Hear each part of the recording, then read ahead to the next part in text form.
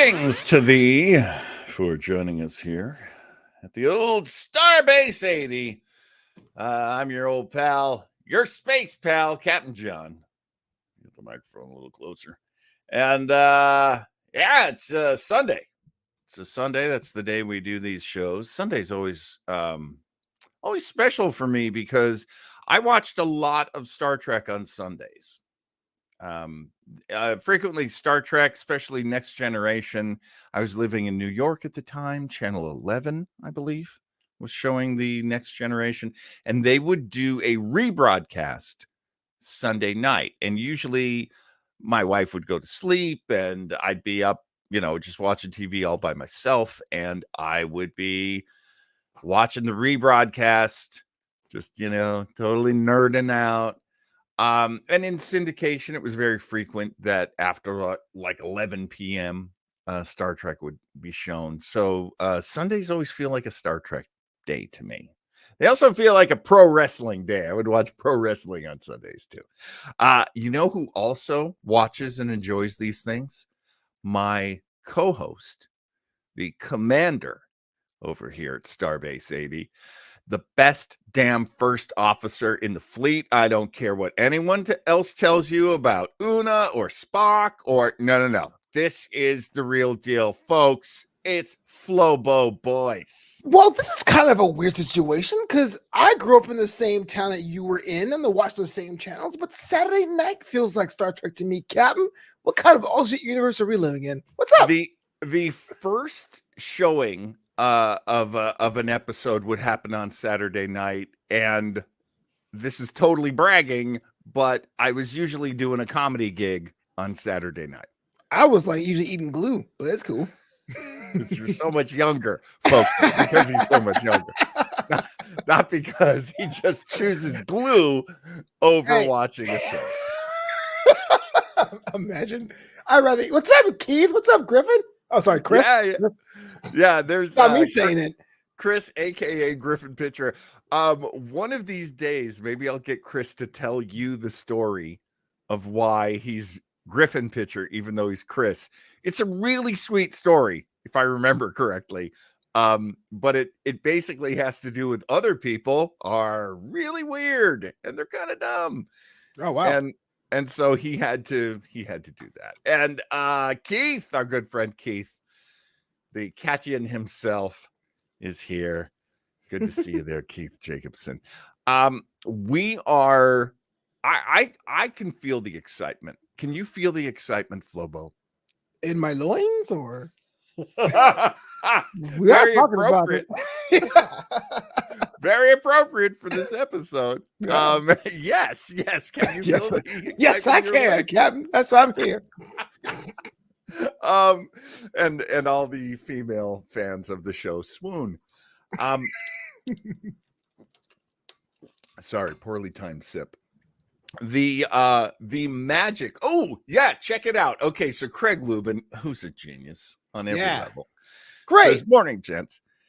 First showing of Star Trek Next Generation, I imagine you're saying, Craig. I think that's what you're saying. First showing was on WPIX Channel 11 Saturday at 7 p.m. Right. It was if you got to Hercules, you've gone too far. Because when I was a kid, my mom was doing her master's thesis at her friend. My mom had the typewriter, and so our friends would come over and write on the typewriter the Smith Corona thing that came with a briefcase, and so that would be on, and so I would learn to ignore it even back then. So you were sitting down enjoying some Star Trek because the clickety clacking. Oh no! My mom's friend loved Star Trek. To me, it was like paint drying. So I was like, "Turn this on! This sucks! I don't want to watch it."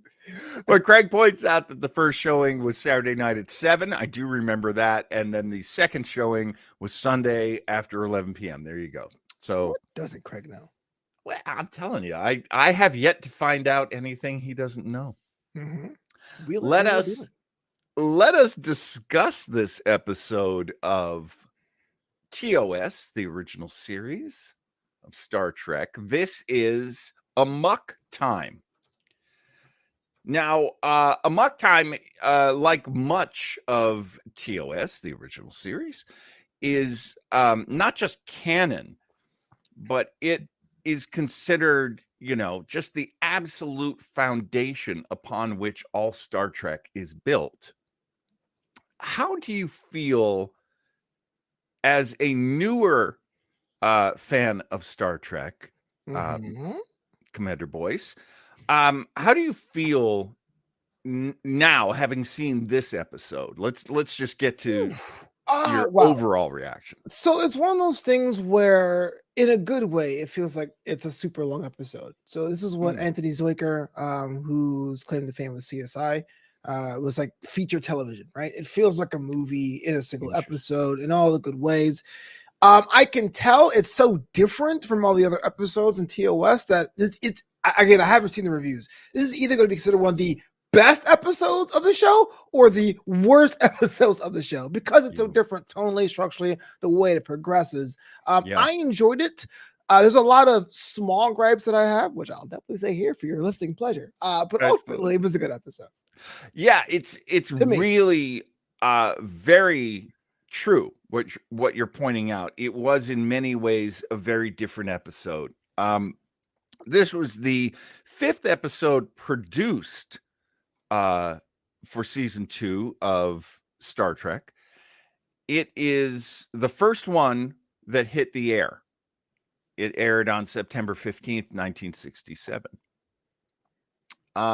One of the reasons why this episode was made, and it really jumped out to me in watching it, was the fascination with Mr. Spock. And deservedly so. He was considered one of the most interesting characters on television at the time. Arguably, I mean, there were lots of people who didn't care. They just wanted to watch Bonanza. Right. But in space. But when you come up with a situation like Star Trek had, which is it found a very big audience who wanted to watch a regular series. There had been lots of science fiction around, but a lot of it had been anthologies, your Twilight Zones, your Outer Limits, your One Step Beyonds. This was a new kind of science fiction. It was very much like television that was on, as we have pointed out many times. Gene Roddenberry had pitched the show as Wagon Train to the Stars. So it totally makes sense. As I always say, Strange New Worlds is like NCIS in space. Very interesting. Yeah, I'm just putting it out there. Oh, look, thanks, Chris. I appreciate you. Thank you so much. You're starting them young and early. By the way, speaking of names, I just taught my 3-year-old to say Flobo. She loves the name and has been saying it over and over. Flobo, I have yet to meet anyone who doesn't love your name. Oh, I appreciate it, man. Is it short for? I've never asked you about that. Oh yeah, it's not my legal name. I was a '90s kid, as it's a combination of my first and last name. As my last name is Boyce, and my first name is Florian. So it became a thing because no one could pronounce it correctly. I don't look like this as well, and I always say all my friends call me Flobo, so you should too. Yes, it's a fantastically original name, and that's coming from someone named John. Hey, I would have killed to be John when I was a kid. I actually wanted to be a Timothy. Mom was like, "Oh no, that's Timothy!" So funny. That's so funny, a Timothy. Yeah. Honestly, and I think it was influenced by the movie Ordinary People, but honestly, if I could have chosen my name, it would have been Conrad. Oh wow! Yeah, a guy lives in an avocado farm named Conrad. That's totally on brand. I know. I can laugh at it now, but for the longest time, well, because Joseph Conrad was a great writer. I love Joseph Conrad. I love Heart of Darkness. Yeah, but it sounds like the old local town square is going to be bought by the evil Conrad Weber. Okay, I can't deny that. I cannot deny that. Getting back to Amok Time, it was written. Oh, wait, hang on. I want to pull up these notes instead. I'm bragging about having notes this week. Oh, that's snap. This was the first episode aired in season 2. Yes. And one of the things that they knew going on, especially Paramount, was that by a huge margin, Mr. Spock was the most popular character with fans. The number of fan mail letters and cards going in dwarfed everyone else's, and William Shatner apparently not so happy about that. Fair enough. Kind of been promised that he was the star of the show, but as we see over and over again, and it happens on Star Trek, it happens on many other shows as well, sometimes a secondary character, the Fonz, Yeah. becomes super popular with this runaway interest in the show just to see this character. You wouldn't see that coming, though. I feel like if Will Shatner, if you're number one, no one likes the lead singer all the time. Usually that's guy like that, right? I don't know. Well, I feel like no, go ahead. I'm sorry. I feel like, yeah, you couldn't see it coming, but you should have seen it coming. If you're going to be the guy who's going to be the number one, the call sheet, it's going to be someone going, yeah, he's cool, but over there, I agree, and it's interesting to look at it now. It's like I was never a huge fan of the band The Who. You weren't? I know, for a guy my age and my skin color, that is we won't really... get fooled again. Eminence Front, Quadrophenia, Tommy, Bob O'Reilly. You're a fan of The Who? Wow, you like The Who, don't you?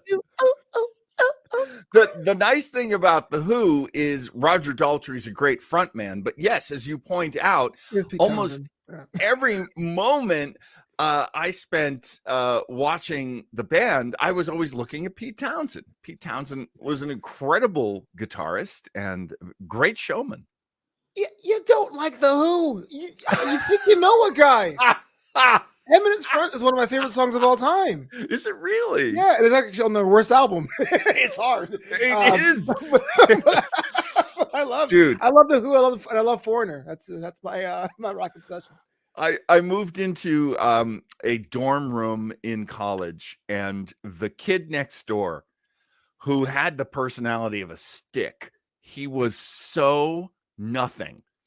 Every morning at 9 a.m., he had to blow the windows out of his apartment playing Eminence Front just to get psyched for the day, man. Yeah, man. That's so New York, man. Sunshine. People forget.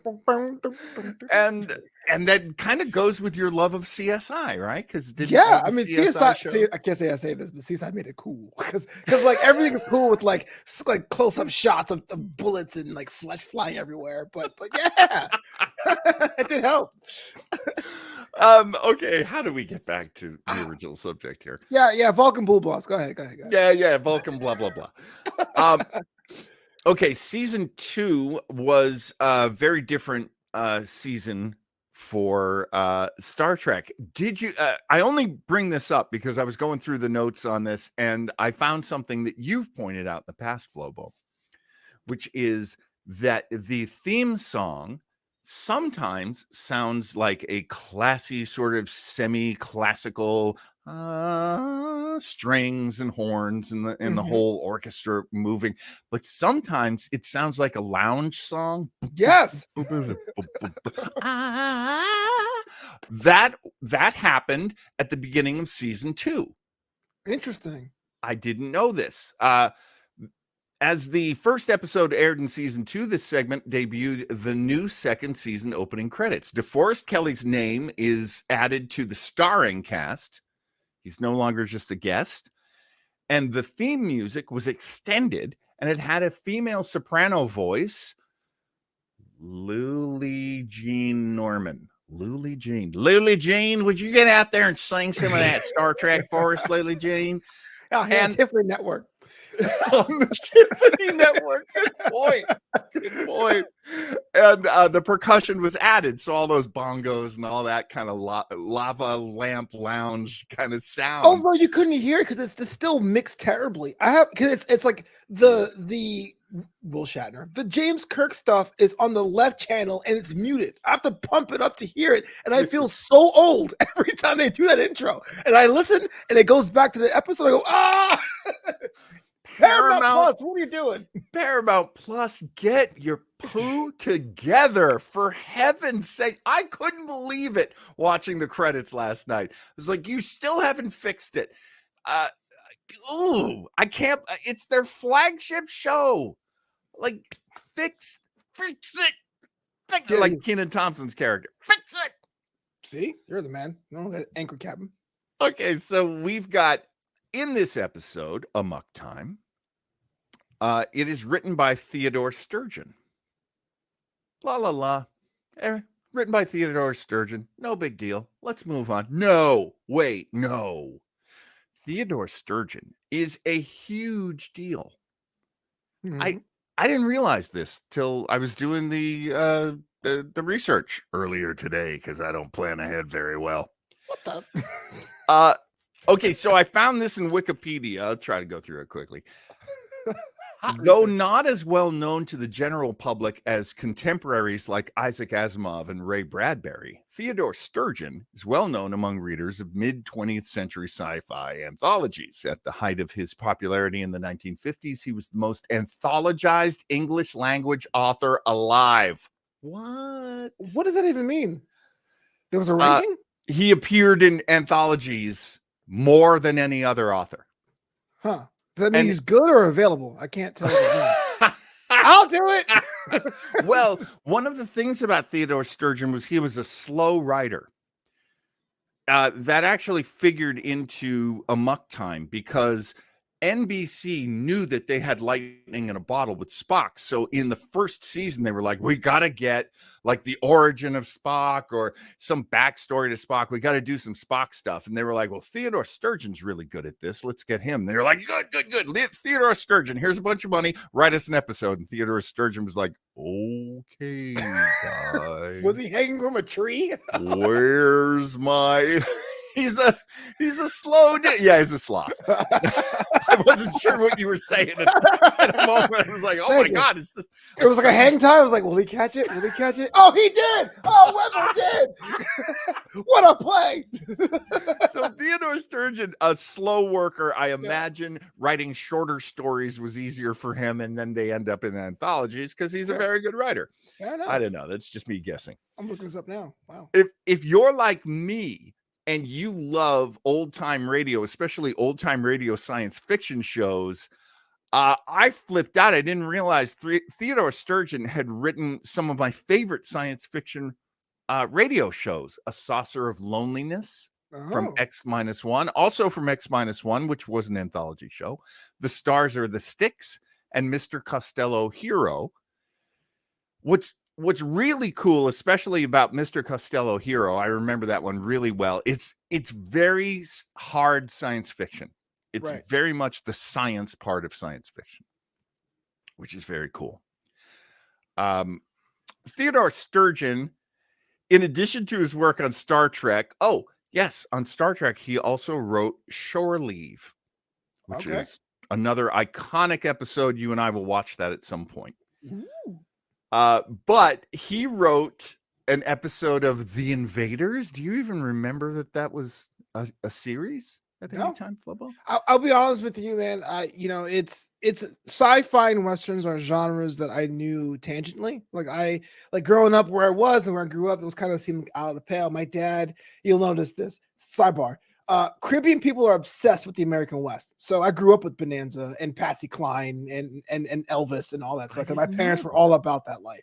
But science fiction was almost seen as weird, or some stricter families because it was blasphemous. Didn't get to watch that. So not a lot of science fiction shows I've seen until Men in Black. And that changed my life. That movie changed my life. Yeah. Yeah. That's really cool because Men in Black is especially good. On all levels. I really do love that film. So the Caribbean people are smart. Oh yeah. That's what I'm saying. Yep. Okay, so do you remember that there was a series called Land of the Lost? Oh yeah, there was a 90s revival, right? That aired on Saturday mornings. Yes. So Theodore Sturgeon wrote an episode for that show. But and he also wrote multiple episodes for the 1980s revival of Twilight Zone. Okay, yeah, which was a pretty good Pretty good series, pretty good version of Twilight Zone. And this is the one that kills me. My God, I'm so happy. Have you ever heard of the TV movie Killdozer? No. Is that like Christine? This very much. Like a meteor falls, and then these guys are doing this big construction project, and their bulldozer touches the meteor, and the meteor gives the bulldozer life, and the bulldozer is evil, and so it just kills all the guys on the construction crew. It's so awful. That's one of those things where it's like tragic, but we kind of just saw it coming, right? How did he die? Bulldozer? Send flowers home when you have a chance. Bulldozer, sure, that happens all the time because the bulldozer was evil. Wait, what? Yeah, exactly. He's probably trying to get workman's comp, that lazy son of a gun, not tell you. So Theodore Sturgeon, I didn't know he was my hero, but now I know he's my hero. That's cool. Very cool. Here are things that Theodore Sturgeon did for the culture, and let's really give it up. He created almost every custom that we know is attached to Vulcans. So he's the one to blame. That's a foreshadow to later on, guys. He's the one who created Live Long and Prosper. Oh, that's cool. Now, yes, now the actual hand signal, most people know this story already, but the legend goes that was created by Leonard Nimoy. Yeah. And then everyone else was told, yeah, you do that, because if you're playing a Vulcan, you ask Nimoy. He'll tell you what to do. And Nimoy took it from something that the rabbis would perform during Jewish services. And I love that story too, because he wasn't supposed to know. You're supposed to look down at that point. And he was a little kid, so he looked up and he was like, what are they doing with their hands? Oh. And then later that became the Live Long and Prosper hand symbol. Wow. Very cool. That is kind of cool story. I love how cultures get into Star Trek and build Star Trek. It is a mosaic, if you'll accept my Jon Stewart Green Lantern reference. I will graciously accept that. Brownie point. I think I have every issue of the comic book series Mosaic in a box somewhere around here. If you find it, let me know. I'll totally buy it off of you. The other thing that we find out is two things. Spock has definitely been promoted. In season 1, he was lieutenant commander. We find out in season 2, and this is the first episode that aired of season 2, that he is now referred to as Commander Spock. So there you go, Flobo. That reminds me. Yeah, when you were on leave, I kind of promoted Joe Townsend to commander. Sorry, I should let you know that. He's a commander now. Hope it doesn't piss you off too much, Captain. Whoops. Joe Townsend, you say? Yeah. No problem. Okay. No, he's a commander to the core. Yes, no problem. Not one of my nemesis on the ship. Right. And you know who you are, even though I don't think most of those guys are on. Let's catch up with some of the Commander Townsend. Joe Townsend says on Frasier, when he delivers Frederick's speech in Klingon, well, priceless. Oh my God, I didn't know that. Joe Townsend says, thanks, Flobo, for the field promotion. Oh, damn it, number 1.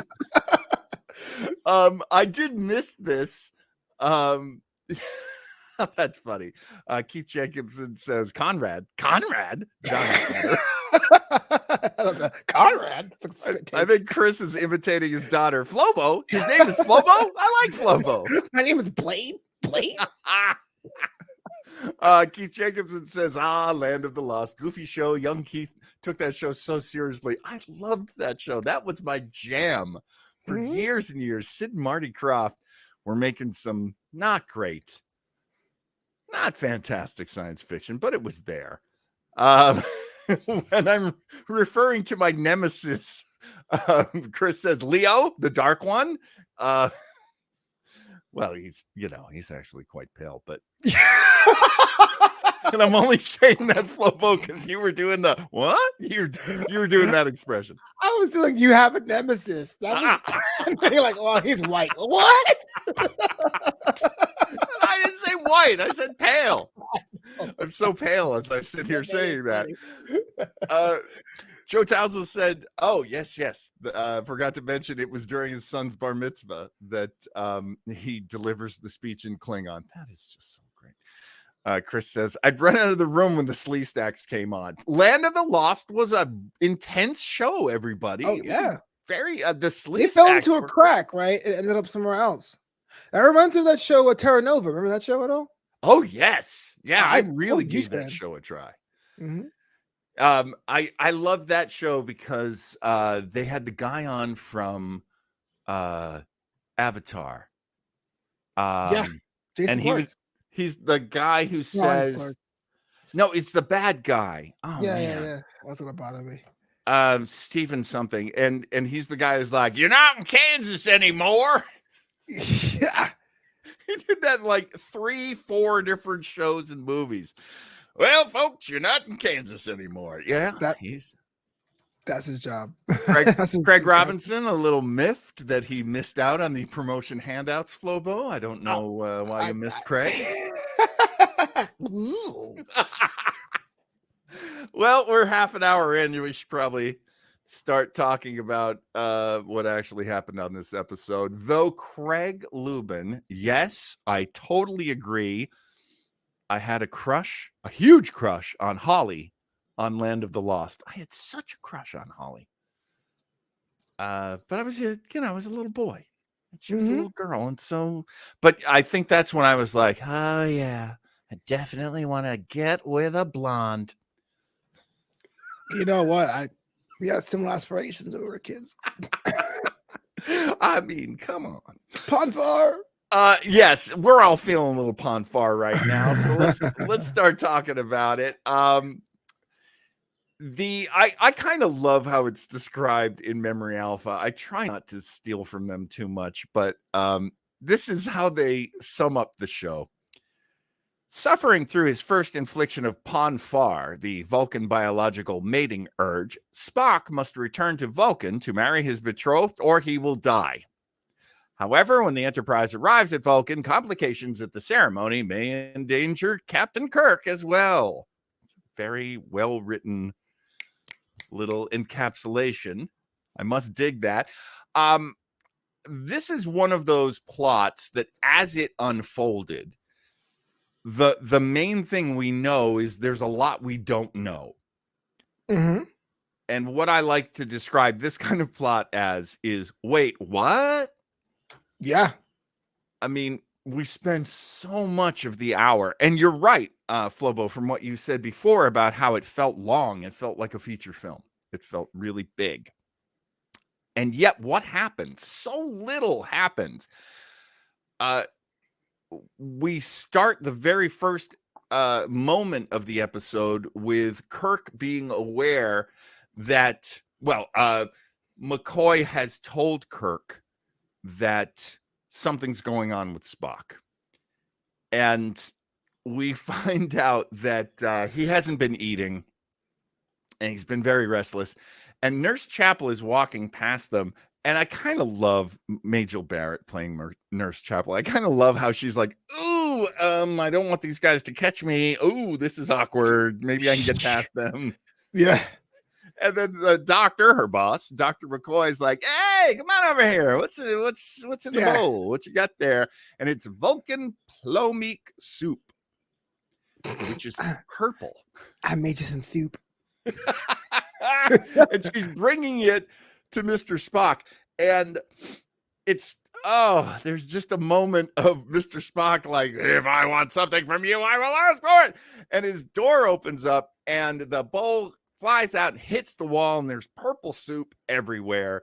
And Nurse Chapel, running out of the room crying. It's very drama, but it's also, did this feel like we were just beginning the story of adolescence. Oh yeah, it's so emo. Like, you don't understand me, man. You know what I mean? Like, I'm in my room. Right. Like, all right. And poor nurse Dap was like, I got you some soup. You know, like it's like mom, the meatloaf. Well, and I also love that he has this kind of like angry reaction where he's basically saying like, why are you trying to be my work wife? Which is very very foreboding, because this does happen a lot with Nurse Chapel. She does develop this thing for Mr. Spock, and I didn't realize it had happened this soon. Oh, Which is kind of cool. I always liked that about the relationship. Now, you, Flobo, you and I on your show, Commander's Log, we discussed Strange New Worlds. mm-hmm. Do you think there's going to be any Nurse Chapel, Mr. Spock stuff going on in this prequel to Star Trek TOS? I think so, but it's going to be what we call it, that postmodern subtle. Hey, thanks for helping me out. Extra long shot on eyes, extra long shot on eyes. Hey, back to work. Okay. Like, it won't be like the I got your soup. Like, it's not gonna be that crazy, you know. That sounds like a really solid prediction to me. I do see that happening. Okay, so I'm taking a look at the comments over here. Okay, I'm sorry. I'm going through a bunch of stuff here. Let's take a look at Joe's. We needed the new spunky Nurse Chapel in Strange New Worlds in this episode so she can throw the soup back. Yeah. It's a very good point. And how are you liking Nurse Chapel in The new one? New Worlds? Yeah. Straight up, that girl Paula Prachette, right? Abby from NCIS. Like, I'm at this job somehow, but I look like I could be at a rock concert downtown after this. I'm like, okay, whatever. You know, I don't think there's enough there for me to like or hate, because she's still very like a secondary assistant character. But yeah. I'm cool that it's not just a nurse playing a nurse, right? So Right, which is pretty much what Majel Barrett was given to play with Nurse Chapel. She was supposed to be out of the way. She was supposed to be demure, which is amazing because she's very tall and striking. I always had a huge thing for Majel Barrett. I'm sorry, Majel Barrett Roddenberry. I'm looking at these pictures. I see why. She did marry the boss. Oh, what a sweet dish. Yeah, you finding some cheesecake over there? Oh yeah. Granted, a nurse character definitely seems like we'll get you in something. Like when a play has that one guy who terribly blew his audition, but like, oh, we'll give that character a brother. Yeah. And he'll say, good job, main character. You know what I mean?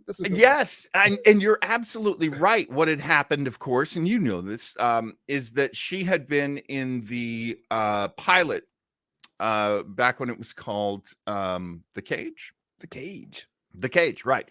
She was in the pilot as number 1, Una, now in Strange New Worlds, played by Rebecca Romain. The executives, there was a story that the executives had been like, nope, no woman in command, nope, not going to happen, replace her. And they did, they replaced her. And then she shows up as Nurse Chapel, and there is a story, I don't know to whom to attribute it, but apparently the executives were like, well, look who found her way back in. Oh, and I think there was a lot of sort of catty, like, oh, how'd she get that job back? And of course she ends up marrying Roddenberry, so it all works out. Everyone's happy. Everyone's happy, but that's the thing. Honestly, she created iconic characters, so much so, and I love this, that in Strange New Worlds, there are 2 characters that Majel Barrett originated on the show. So Nurse Chapel's on, and number 1, Una, that's pretty cool, yeah. I love that. And of course, as Joe Townsend points out, later she returns as Deanna Troy's mother. That's her too? Oh, what a horn dog. Well, what was so cool was she was part of that glue from Star Trek of the past to what at the time was modern Star Trek. And the whole time, she's the computer voice as well. Whoa. Well, yeah. How'd you get all those jobs? No, I'm just kidding. Well, Totally fine. That was a big rumor going around, but I mean, they were married at that point. So there you go. Majel Barrett is a huge contributor to the history of Star Trek. That's basically the bottom line there. We go through the emo adolescent difficulties of Spock, and another thing that keeps happening is we're going to Altair 4. Am I getting that right? Now we're going to Vulcan. No, wait, we're going back to Altair 4. No, now we're going back to Vulcan. The idea being that she had to I'm sorry, I'm still thinking about Majel Barrett. The idea being that Spock had to get to Vulcan, and we find this out, I think, at halfway into the episode. Right. Or he will die. Okay. How much is this episode about sexual frustration? A lot of it, but what pisses me off is bearing the lead. You're supposed to be a grown adult man, Mr. Logic being like, I cannot share how I feel. Just be like, I have genitalia. It needs to be inserted. Let's send me home. It's not that hard. Like the cat and mouse game is. I'm like, this is why it feels long, because it's a beat that's repeated. But yes, the stakes are, if you don't go back to Vulcan, we'll die. And poor Chekhov and Sulu are doing the Heather Rosencrantz is dead. Oh, we're going. I'm getting seasick, Captain. Going left and right. Where are we going? How many times will we have to re-navigate? I don't know, but that's what it means to be working here. The workplace comedy with those. It's a living, yeah. It's a living from Flintstones. To everyone younger than 30, right? That's from the Flintstones. And I kind of love that Rosencrantz Guildenstern. That's such a good call. I kind of love that with the two of them. Like, well, I guess we're gonna navigate the other one. We do get him back to Vulcan just barely in time. And here's something that I picked up for the first time watching it this time, because I've seen this episode many, many times. I didn't realize that this was family. And McCoy actually says, well, I had no idea his family was so important. That's really cool. I'd forgotten about that like apparently the Spocks go way, way back. Right. Yeah. I guess the whole having the high priestess there doing the thing was like my tip off, but I'm coming from a blank slate. All I know is the one family, but then I didn't say I saw it coming, but to me, it felt very particular that Spock's family took in a human in Discovery, right? They wouldn't give that some random person. You have to be further along to foster anyone. So I guess I had an inkling that he had some kind of like royalty, good blood. Right. And it makes sense too. Actually, so many things that happen. So Spock is half human. His dad is a diplomat, which apparently in Vulcan culture is hugely, influential. It is everywhere, but he goes to the Science Academy. And then when we're watching Discovery, their adopted human daughter, Michael, also goes to the Vulcan Science Academy. That is pretty cool. That is pretty cool. Here's something Joe is throwing at us. Joe Townsend reminding us that originally Jolene Blaylock was to play T'Pau, the character who's the high priestess in this episode. And not T'Pau, but it was changed to avoid ongoing royalty payments to the episode's writer. Oh, come on. Why are you doing that to Theodore Sturgeon? Wait, who's Locarno? Put me on. What's that? Similar stuff creating Tom Paris, so using Locarno. Who's Locarno? Oh, right. There was a The Next Generation episode where there was a character named Locarno who was played by Robert Duncan McNeil. And a lot of questions were asked, and I was one of the people asking the question when Voyager came out. Why did you invent a new character, Tom Paris, when you already had a character that Robert Duncan McNeil played? Locarno, who had a very similar backstory at that point, where he's basically in jail, and they basically spring him for this mission because he's so good. That would have worked with Locarno. As Joe points out, whoever wrote that character originally would probably have to be given credit every time they used the character, so they just changed the name. Got it. Like Chris Morgan getting credit for Fast and Furious movies just by doing the first article. Exactly. Or Gangrel was one of the only characters the WWF ever used that they didn't own. Oh. And they had to spend money every time they made a video game. Or every time they used his photo. They had to spend money to the characters. To the company that had created the characters that were called Gangrel. I had no idea. That makes so much more sense. Yeah, it's one of those really like between the cracks kind of deep in the cracks kind of stories. I hate getting that phrase wrong. I got that really wrong. What are my cracks? Between the cracks. Well, that's just the floor. See? Okay, so how much more of the show can we do without actually talking about the show? Little game we like to play. So what's the deal with the CGI, man? Just go back to the original stuff. This updated stuff is so weird. I love the new CGI. I'm so glad you bring that up. You don't love it, but I do. I love it. It's so much better than what we had. I want to see what you had, though. Give me the option. Give me the enhanced or classic. That I'm 100% behind that, because when I saw like the big wide shots of Vulcan, I was like, man, that's beautiful. That looks like modern Trek. Well, they were doing that back in those days. And I was like, no, John, you were there. They weren't doing that. No, John, you were there. That was a bit of a harrowing experience. No, you saw it when it first aired, you old son of a gun. Yeah.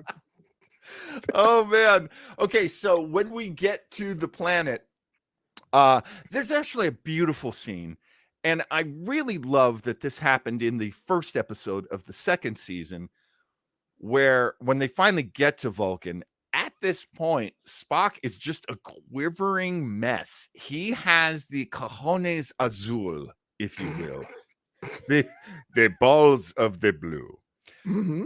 He is very, very, he's like ripping door handles off the damn doors. He is so tense and so uptight at this point, but he does say, look, I've got to come down, and I can be accompanied by my best friends, and Captain, that would be you. Would you come with me? Right. And then he turns to McCoy, who's been calling him a green-blooded hobgoblin for all of first season. Correct. And he says, would you also come with me? And I always get like a little tear in my eye when McCoy straightens up and suddenly becomes the Southern gentleman. And he says, I would be honored, sir. That do anything for you, Flobo?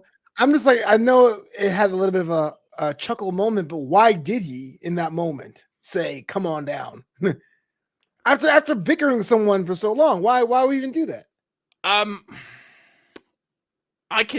I can give you the fans' explanation, but not the writer's explanation. I'm sorry, maybe even the producer's explanation over the fans' explanation. Oh, I get the producers. Yeah, it's convenient. We're trying to establish, and this is a phrase I take from my friends. I can't say that I've ever originated this one, but Leo Genesek uses this one all the time, which is the best friends club. So the original Star Trek is very much about Kirk, Spock, McCoy, the best friends. Fair enough. It also, the best friends club shows up in every Star Trek series. You know, in Next Generation, you've got Geordi, Data, and Wesley. You've just got these groups of friends. It makes perfect sense. It's very pleasant to me. It makes sense for the show. I just wonder from a character standpoint why the Spock character, but maybe I'm going too deep into it, right? Well, you know, I can argue why it's a good idea in this particular episode. And that is because of all the othering and all the racism that McCoy has shown Spock. He also has a tremendous amount of loyalty to Spock. And when he realizes how stressed Spock's body and system are and realizes he's going to die. He demands that Kirk fly to Vulcan to save Spock's life. That's him stepping up, being a great doctor, and caring. Is it enough? I don't know. Do you think so? I'll take it. As Leo Jessic would say, because plot.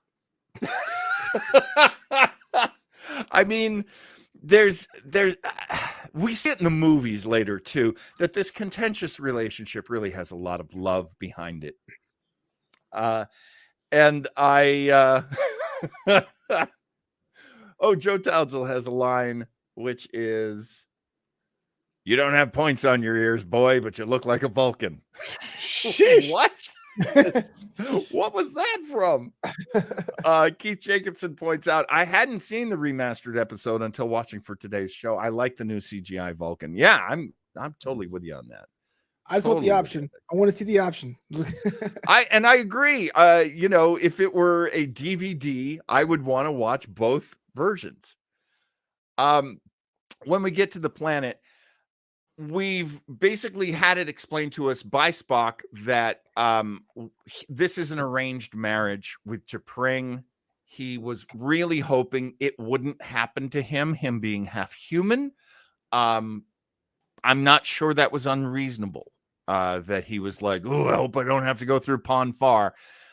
But his need to be with his mate is overpowering and it's killing him. And then we meet his mate, and she is, of course, T'Pring. Rhymes with SCHWING. SCHWING. Played by Arlene Martell. Arlene Martell had actually auditioned very early. Do you remember the second pilot? We did watch it here on Starbase 80, called Where No Man Has Gone Before. Correct. And Sally Kellerman, beautiful blonde Sally Kellerman, got the role. It was originally offered to Arlene Martell, who plays T'Pring. Mm-hmm. She turned it down because she knew she'd have to wear these experimental contact lenses, and she was worried they would damage her eyes. Very smart. Good for you, Arlene. Later, she auditioned for the role of Sylvia in Cat's Paw, which we've also watched here on Starbase 80. But she was not cast because they knew that T'Pring was coming up, and they thought she's going to be a fantastic T'Pring. What do you think of Arlene Martell as T'Pring? Don't trust a girl with a big butt and a smile. That girl is poison. No, she was great. She's fantastic. Very cold, calculating, and logical. The way I like my ladies. Oh, yeah. I was getting some real, like, daughter of Ming the Merciless vibes. She is a cold customer.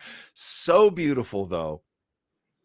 She's already got a guy. He comes back to Vulcan, and she's like, I got a man. What your man gotta do with me? And this guy's name is Ston. Played by Lawrence Mentane. I cannot. Okay, there's so many shots of Ston's face in this episode, and every time they go to a shot of him, I just wanted to make this sound. Ston, what a chump! What a chump! What a loser! What oh my god, loser! I hate Ston. Can anyone look at Ston and go, I don't know, he might be a cool guy? No, lily-livered, scum-sucking loser. I hate Ston. I gotta write this. I wrote this down on my notes, and my favorite part of this entire episode is when Spock was like, "I see no logic of preferring Ston over me." Snap! My drop! Yo, you trash dog! Drag him for filth. With your whack ass. I see no logic and prefer. I'm using that. I am using that. I love it. I love it. Yeah, man. Ston is just this. Ugh. Now, it's interesting. Lawrence Mentane had previously worn ears. He had previously worn pointed ears as a Romulan. He played a Romulan named Decius in the episode Balance of Terror. Mentane, along with his Balance of Terror co-star Mark Leonard was considered to replace Leonard Nimoy in the role of Spock if Nimoy had chosen not to return for the second season because he was holding out for more money. Wow. Now, having seen Stan, and can you picture Mark Leonard right off the top of your head? Because we haven't watched those episodes. Yeah. Mark Leonard would have made a fine replacement. Mark Leonard was fantastic. He basically plays Spock's dad. Oh yeah. Okay, I see it now. And he also played, this like very, very influential Romulan character, like the first real commander of Romulus that we ever saw. But Montaigne was also considered, and man, that guy would have been hated. Oh my God, he would have been so hated. But he apparently was like the eventually Nimoy's agent relented. Montaigne ended up being offered the guest spot. However, his contract specified an option for returning in case Nimoy ever quit. Smart. Oh, that guy's agent. I'm telling you, we would have hated that Spock. Thank God everything worked out monetarily, because that would not have been cool. We also meet T'Pau, who is one of the most influential Vulcans alive. She turned down a place on the Federation Council or something. Yeah. And is kind of legendary for that, but she's just legendary. She's just super cool. And they're like, oh my gosh, how important is Spock's family that she's here to do the service. So she's played by Celia Lovsky. Celia Lovsky was a very well-respected theatrical actress. She always had a thick Hungarian accent. So it was really kind of tricky casting her, but she had been cast on Twilight Zone, Bonanza. She had been on a bunch of shows back in the day. Hiring her was kind of a home run. And she is the ex-wife of Peter Lorre. So his Hollywood club gets smaller and smaller. Nice. Leonard Nimoy loves to tell the stories about she would keep her hand off camera. She would then basically separate her fingers and then raise them into the shot to do. She couldn't do it just by, splitting her fingers. That's how we all learned. I can't get mad. That's how we all did it. True. That's true from the very beginning for me. I was like, okay, wait, bunch them together. Like, okay, live long and prosper. There is so he's now got to go through Caliphie.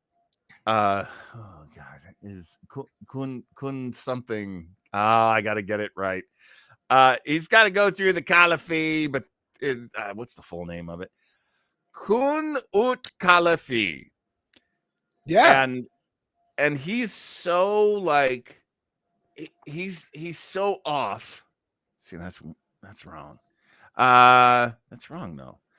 What is the big he's got to go through a battle because she's basically said, I don't want to marry you. And I'm going to choose a guy and you've got to kill the guy. And if you kill the guy, then yeah, I'll marry you. But if the guy kills you, nope. And because at this point, he's just in the bluest of the blue levels of blue balls, Plaktau, as they call it on Vulcan. Spock can't even talk now, which I thought, well, that's interesting. That moves the plot along. You can't argue about any of this. And T'Pring says, as my champion, I will choose. And Stan's like, here I go. I'm going to be the big man. Hooray for me. And she's like, Kirk. I want the blonde guy from Canada. Kirk. Give me Chesty McNuggets over here. Kirk, I want Kirk. Wow. And now Kirk's like, wait, what? McCoy's like, wait, what?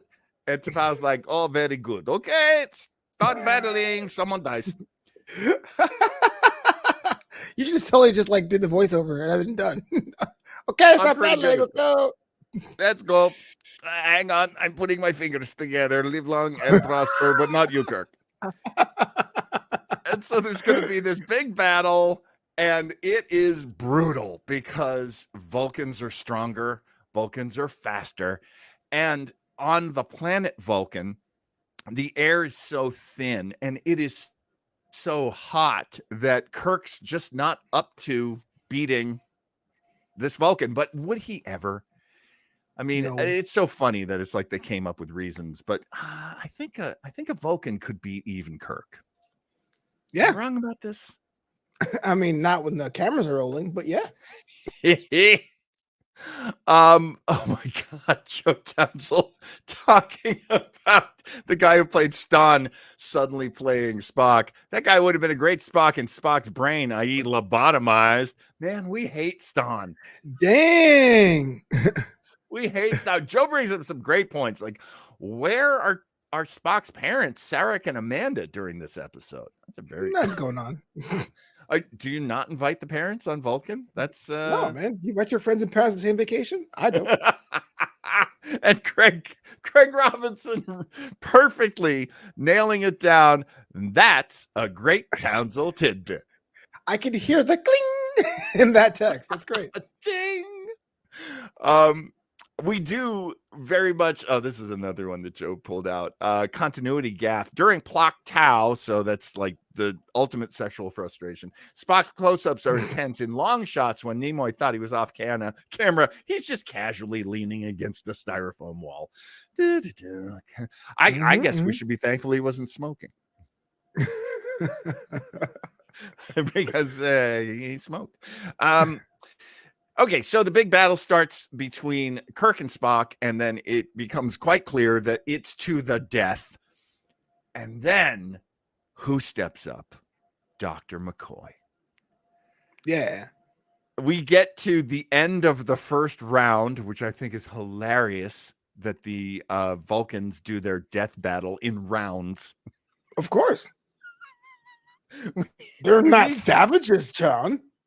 We need to Pring to have a giant cardboard card with the number 2 on it and just walk around in heels like, hey, round 2, everybody, round 2.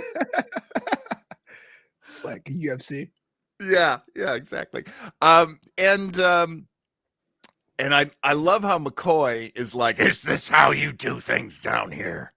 Let me help the man. I'm going to give him some Triox. He's basically going to give him a compound. Yeah, I'm doing air quotes as I say this, a compound that will help him breathe easier in this thin air. He gives the shot to Kirk. Kirk by now has already had like the big slash of nipple to nipple. What'd you think of that? That is the most porno-like shot ever. The pan down. Oh, I was like, oh, I feel dirty. This should turn me on, but it doesn't. That's what I felt. Little rough trade going on down on Vulcan.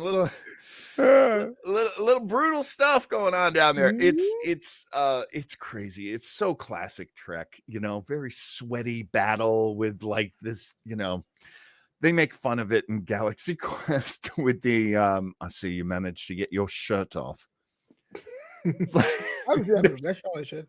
There's almost always a ripped shirt on Kirk. It's just classic. So now it appears that Kirk has been choked to death by the clickety-clacker bolo weapon that Spock's been using on him. That was just crazy. And this is from Craig Lubin. Goddamn liberal Federation doctors. Everything solved by a vaccine? I didn't even ask for it. It was just forced upon them by the tyrannical government of Bones. I love that the executioner, the guy who's threatening to chop everybody's head off if they don't behave, is wearing a mask. He's masked up. Well, I'm not stupid. That's crazy. They knew even then. The time travelers knew. They knew. So Kirk is dead. again, air quotes. I'm kidding. And now, and McCoy delivers that great, like, well, now you're the captain, Spock. So what are your orders? So casual. It's like, well, at the time, I was like, wow, what an asshole. Not even my friend Jim. It's kind of like, so he knew. He's letting us know he knew. I love that Spock is like, I killed my friend, and now the spell is broken. boo. Explore that for me, Mr. Boyd. Because they established, or they don't establish, they tried to make the parallel thing when they didn't know what was going on, that it's like adrenaline being spiked into your system and it will kill him, and killing your friend calms you down. That never happens. That's not how that works. And it's like, finally, Kirk is dead. Let me chill. That is a bull crap. Oh my God, that's so funny. I mean, I used to drive Uber years ago. And one of the things that would happen would be you'd pick up your passenger, and your passenger would get in the back seat with another person and then be all over each other. And you're like, oh yeah, night of clubbing, and now the Uber takes you home, and then there's a little boom, boom, boom. Okay, so that's fine. Or you'd pick up one guy. Or you'd pick up a couple, and then she wants to get dropped off first, and she doesn't even kiss him. She just gets the hell out of the Uber. Okay. And so these guys would tend to be the worst, absolute worst passengers, because their sexual frustration, their anger over being shot down is now taken out on you as the driver. Yeah. And if they can't fight, if they can't do the other F word, then they want to fight. Oh, he means fornicate, y'all. Oh, that's a good way of using it. If they can't fornicate, now they want to fight. And I can't tell you how many times I had to tell guys, like, look, I'll just cancel the ride, and now you're a trespasser in my car. So you better get the hell out of my car. Yeah. I would threaten that a lot. And then they'd be like, okay, let's not get crazy. Come on. And I'm like, gee, why does no one want to fornicate with you, you piece of crap? Ston, you damn Ston. Oh, we got to start a group called the Ston Stands, where we'll just ironically like Ston. A group of one. He's okay, guys. Give him a chance. We've got some great comments here. Keith says, just killing your friend isn't enough. You have to kill your friend during ritual combat. That's how you end Vulcan blue balls. Tear sweat. Yes. Folks, we don't want you to kill your friends. Please do not do that. That's not going to make you feel better. Naysayers of Star Trek New Worlds who cry cannon foul and that Spock never smiles or laughs need to see this episode and The Cage. Agreed. Absolutely agreed. This is real Spock here. This is canon Spock. And he does smile, because when he gets back up to the ship and he says, look, I want you guys to take me to the nearest starbase, and I will turn myself in as a murderer. I love that Kirk is still alive. What I don't love is the Doctor, we must go to the nearest starbase. But Spock, because I need to turn myself in. But Spock, I just wanted to, because I killed the captain and I do not deserve to live anymore. But Spock, don't you want to know who's in the next room? Well, yeah, that's the most majority of 50s television, but yeah. That didn't happen on Make Room for Daddy. That happened on Star Trek. It actually probably happened on both shows. And yeah, so Kirk's alive because that triox compound was actually a I guess it was some sort of, oh God, what's the word I'm looking for? Downer? MacGuffin juice. Yeah, I got you. Yeah. MacGuffin juice. Yeah, it made him, it mimics death. Yeah. So this sedative basically saves the day. And now they're flying away. But let's not forget the best part of the whole episode. And that is the speech that Spock gives to Stan. Oh yeah. And he basically says, You're I like, that think chick crazy. Good luck. I think you're going to find. He says, based in so many words, he says, oh, congratulations. You just married Amber Heard. Oh, snap. Live long and prosper. Where you going? Turn myself in. Do you feel, I ask you this, Flobo, but I also ask everybody in the comments, do you feel that, whose fault was this? Is this a blame the bee situation? Is it the gal's fault?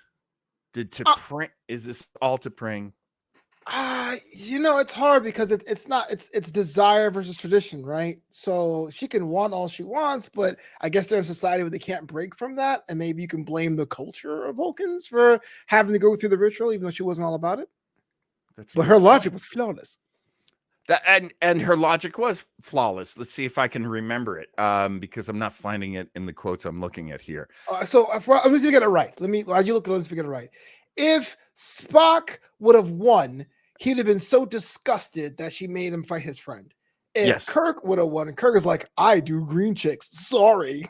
If they refuse to fight, then she has a chance to opt out and pick Stan anyway. So either way, or she stuck with Spock, Spock can still go into his job and she'll still have Stan. So it was almost like she won either way.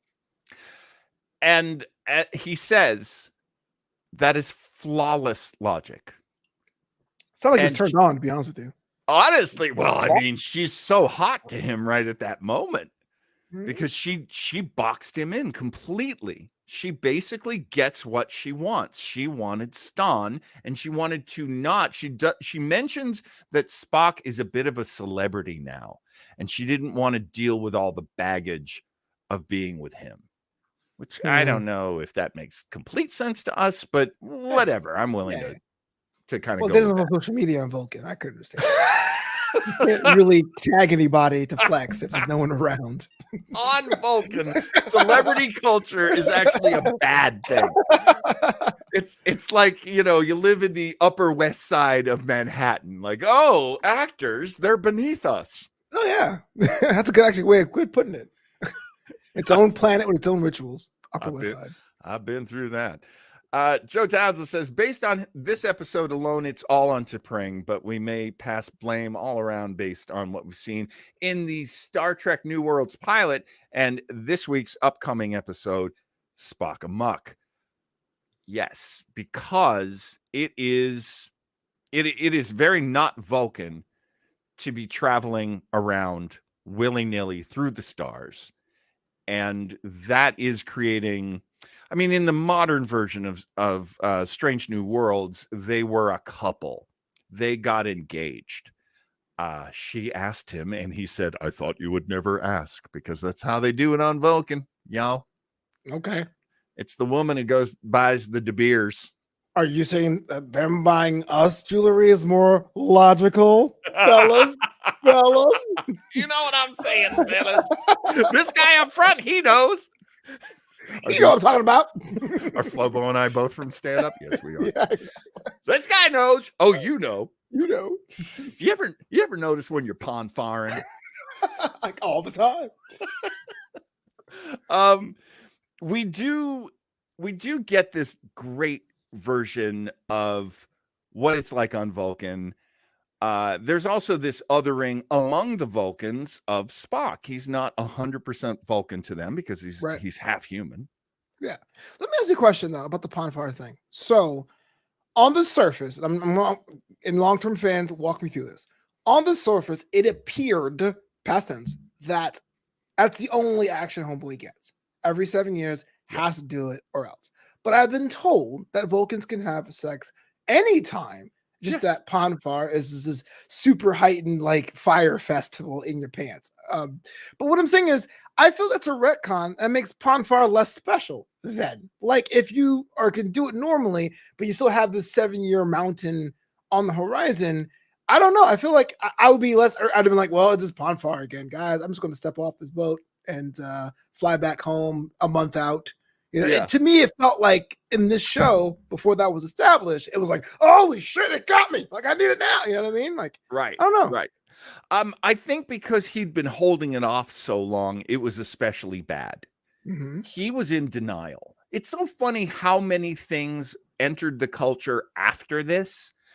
He has a biological clock. Right. We didn't talk about that in, the late 60s, early 70s. He basically was in denial. He was trying to hold it down, thinking, well, I'm only half Vulcan. Maybe it won't be that serious for me. Right. And as you bring up Flobo, as Keith brings up, so are we supposed to believe that Sarek and Amanda only had sex every 7 years?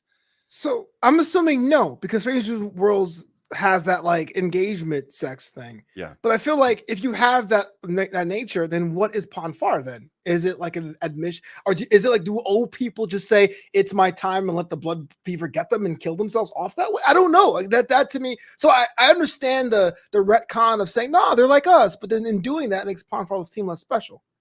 Yeah, I think I think Ponfar is more about the breeding. It's more about the need to breed, and you can do it any time, but it's the biological clock thing. It's like your hormones take over. That's what I'm trying to say. There's brain action, and then there's hormone action. I once heard a woman explain why women will dress provocatively, even if they're not trying to get someone. Even if they're, the girls are going to go out and they're going to have a good time. They're leaving the husbands and the boyfriends and the fiancés at home. But they all dress really hot, even though they're not trying to meet anybody. They're just going to dance with each other and drink and then go home in John's Uber. And then they're going to go back to their man. And my friend said, it's your hormones. It's your hormones that make you do that. You want to look good. It makes you feel good if you look good. So that's my only explanation here is hormonally, you've got to do Ponfar. You will be matched up with somebody because that's how they do it on Vulcan, but it is arranged and it happens when you're crazy young. We're not talking about the scene where he's looking at his only picture of T'Pring and she's like 8. Yeah, we're not. Yeah, but they basically were introduced to each other. They touched, and in Vulcan physiology, that imprints them onto each other. So they are now biologically a couple as well as thematically a couple. Of course. I assume she's been stroking Stan's fingers this whole time. That's what I'm saying, brother.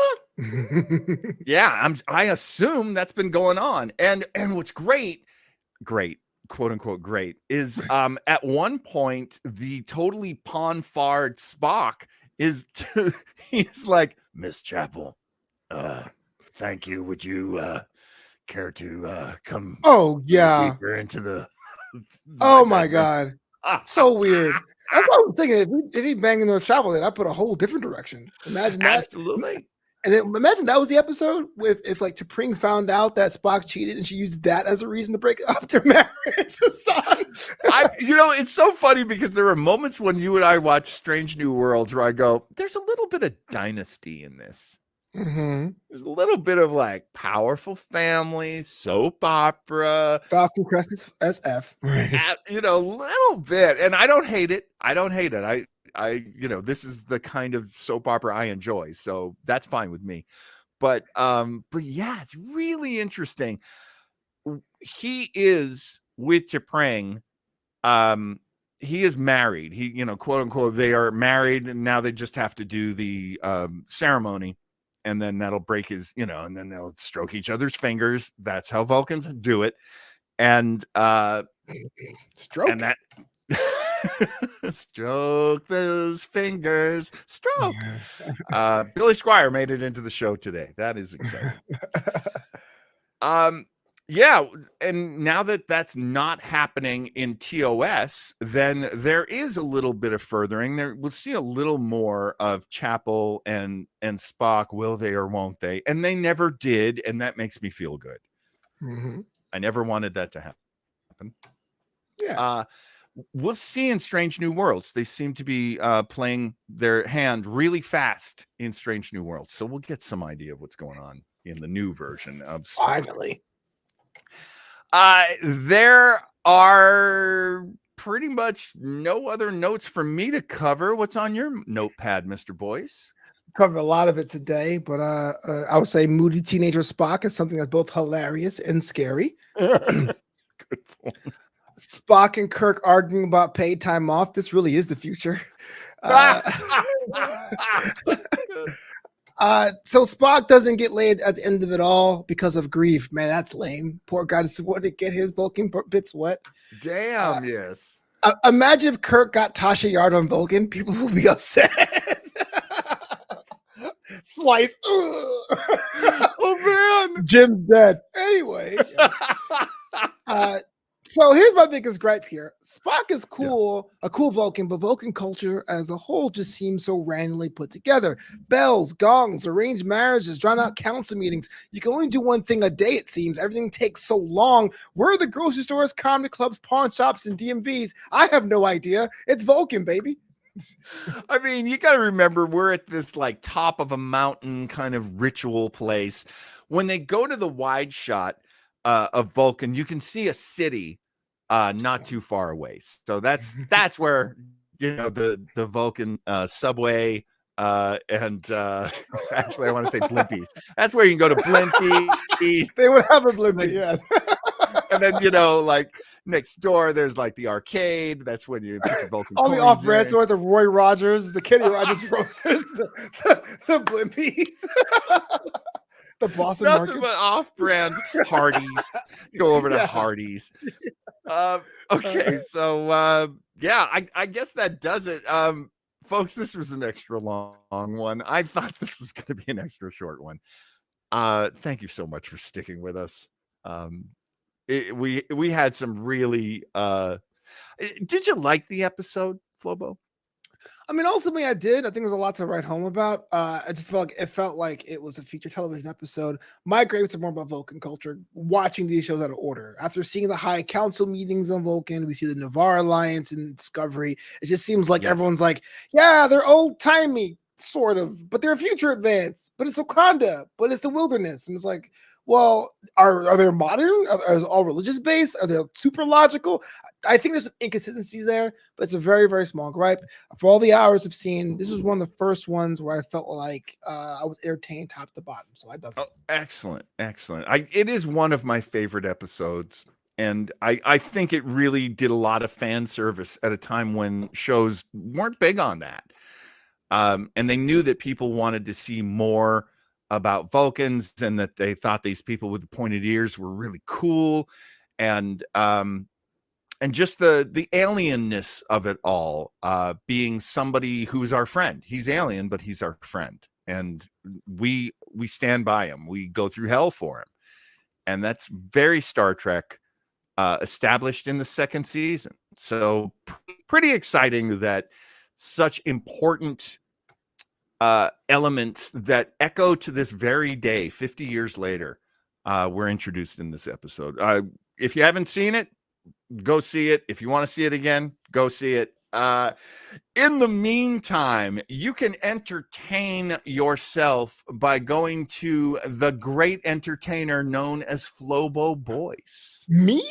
Yes, you can. At Flobo Boyce on social media and on that youtube.com/Flobo Boyce, where every Thursday we kind of switch roles and I have to write down good notes. On Commander's Log, we're going through Strange New Worlds, where this week we're going to get the other side of that Spock and Muck equation. Let's see what's going on with that one. So check it out.